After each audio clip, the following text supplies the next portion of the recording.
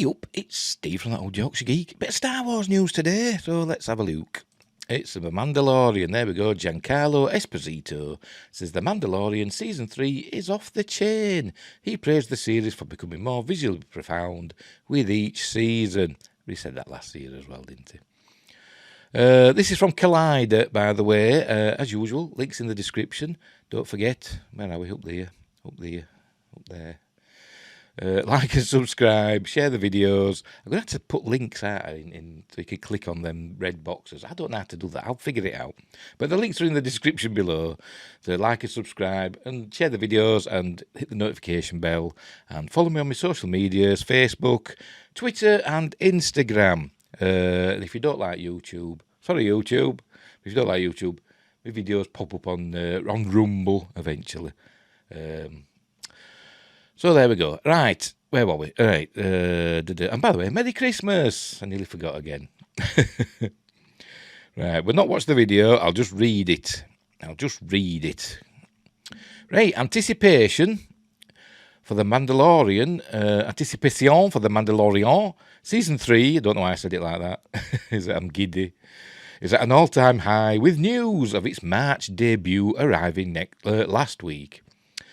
Season 2 ended on a pretty hefty cliffhanger with Grogu leaving to train to be a Jedi. That didn't last long, did it? While Din Djarin, remember, the Mandalorian, Pedro Pascal, was left wielding the Darksaber, much to Bo-Katan's Katie Sackhoff chagrin. She wasn't happy about it. That's what that means. The Book of Boba Fett did see Din reunite with his pint-sized foundling. The best 2 episodes in the Book of Boba Fett were the Mandalorian ones. Other than that, it were crap. Who decided training to be a Jedi wasn't all that cool after all, and based on the recent trailer, it looks like the clan of 2 will be dealing with the ramifications of Din wielding the Darksaber. Anyway, I'm shaking my head because, like I said, all this rigmarole of having Luke Skywalker appear and take Grogu to train as a Jedi, and straight away sent him back to Din. It seems like a wasted opportunity. Anyway, creator John, it's money they're after, innit? They don't want Grogu off screen too much. They want him on screen as often as possible, so that people keep buying the Grogu toys, the Baby Yoda toys. That's what it's all about. Makes the world go round. Creator Jon Favreau shared at CCXP, I have no idea what that is, some sort of expo, I don't know what it is, that Season 3 will have a much bigger scope, and we couldn't resist asking one of the show's biggest stars about what fans can expect too. During the junket for the upcoming series Kaleidoscope, Collider's own Steve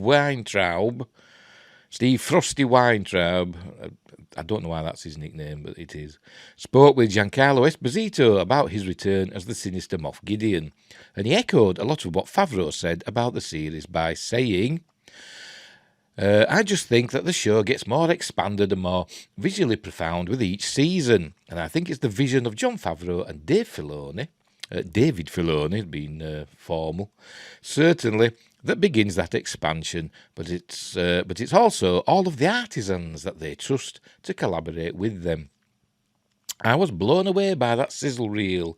All of a sudden the world just came at you in a much more intense, and it's always gratifying, but in a way that allowed you to know. You know that feeling that you have of dread or doom or excitement personified.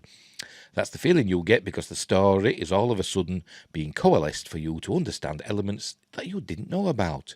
He went on to discuss how it feels to watch Season 3, saying, I love the mythology that goes behind this show that's incorporated into the visuals that seem to be filmic. And I love the fact that you're able to see with each episode this season, you're really turning on a new movie. Visually, it's a sight and sound extravaganza that expands you to a place that what? I don't know. There's the Mando fighting Moff Gideon and ultimately winning the Darksaber off him. Remember, the Darksaber is a Mandalorian relic, wielded by the I think the first and only Mandalorian Jedi, and whoever wields it or wins it in combat is the rightful leader of Mandalore. Based on Esposito's comments, it sounds like Season 3 might really work towards tying up some of those loose threads left by Season 1 and Season 2, which makes sense when you consider the plan for The Mandalorian to culminate in a climactic, not climatic, because that's to do with weather, isn't it, climatic? Unless it isn't something to do with the weather, but climactic. Story event. While at least one of the Mandoverse spin-offs has been scrapped since those statements were made, Rangers of the New Republic, because they sacked Gina Carano. Well, they didn't really sack her. They didn't, They didn't renew her contract, did they? Because they're idiots. Since the statements were made, the universe is still vast in size, with Esposito continuing on to praise the scope of Season 3. Oh, it carries on. Look, we can say a lot of words about a lot of different things, just like Kaleidoscope, but I think when you watch it, you have the space to feel emotion and connection between the characters. The Mandalorian, you have the space to feel the largesse of this universe, of this world building, and you have the space to see where you fit in. God, I wish I could be that warrior, that hero, that heroine. And we see the weakness and the power of the villainous who want for themselves and not for the whole. What I love about this show, it is about our army. It is about all of us who are starting to understand once again. It's for the people and by the people. And if we stand up and allow our voices to be heard and understand their strength in numbers, we can then recreate the world as it should be, in peace, harmony, and creatively, scientifically, and politically. A way for us to understand that there are no borders anymore. The Mandalorian exemplifies all of that. I suppose it does really, doesn't it? But, it went on a bit, didn't it, there? The Mandalorian should just let Esposito promote Season 3 because with everything he just shared, the excitement levels have officially hit a fever pitch. I won't go that far. Especially when he finished off his glowing praise of Season 3 by sharing that this season is off the chain. You're going to love it. Get your Darksabers ready. The Mandalorian returns on March 1st, St. David's Day, 2023. Watch the latest trailer below. Blah, blah, blah, blah, blah, blah, blah, blah. The latest trailer.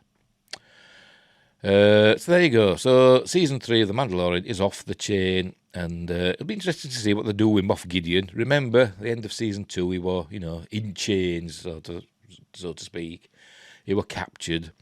So will he be taken to Mandalore or will he be handed over to the New Republic? I don't know. But I look forward to seeing what happens because I do like the Mandalorian. It's not perfect, but it's fun for the most part, and it's what we want, isn't it, in the Star Wars. We want fun. Right, leave it there. So, thank you for watching. And wherever you are in the universe, look after each other, and until next time, I'll see thee.